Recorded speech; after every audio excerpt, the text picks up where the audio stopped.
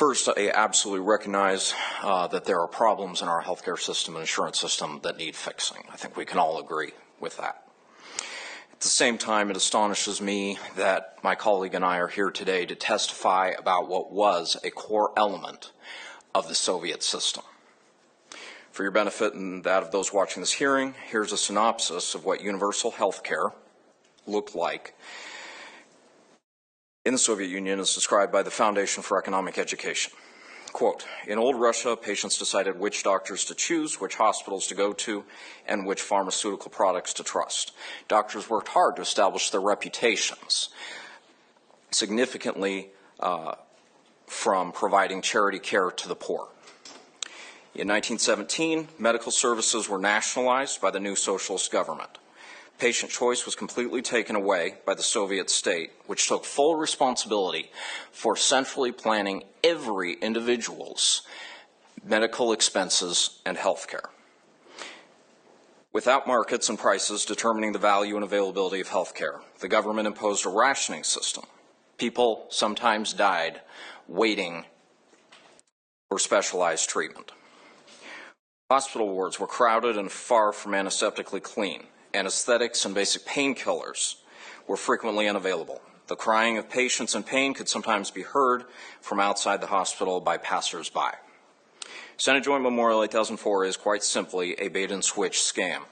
It promises one thing, but would deliver something completely different in time. It might look one way for a little while, but this is where the road where it would end up.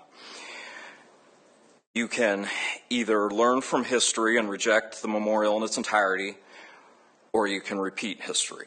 If nothing else, please remember this statement from the Cato Institute.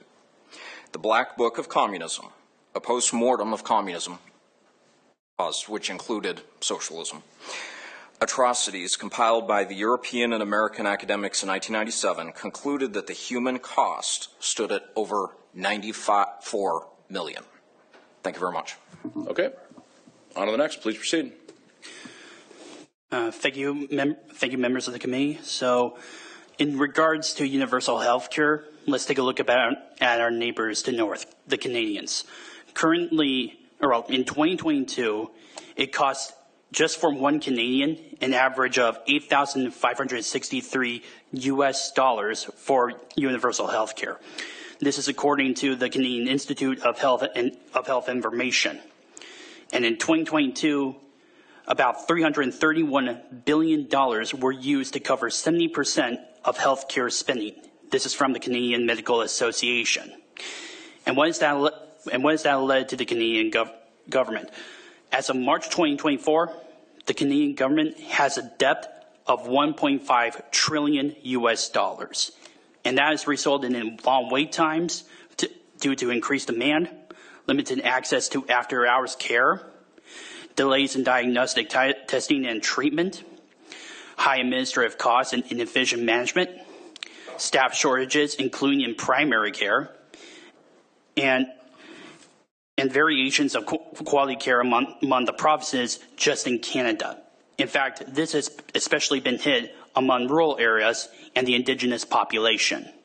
So I ask you, members of the committee, why should we support a healthcare system that costs a lot of money with these problems that I've just listed, when currently our own national debt is at $36 trillion and counting, with a deficit of $1.13 trillion just in 2024. And especially considering that right here in the state of Washington, we have a deficit of nearly $900 million and, as of last year, a debt of $26.9 billion.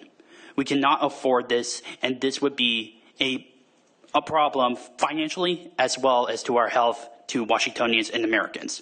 Thank you. Thanks. Any questions for our panel? Okay, seeing none, thanks for your time. Thanks for being willing to come down here and testify.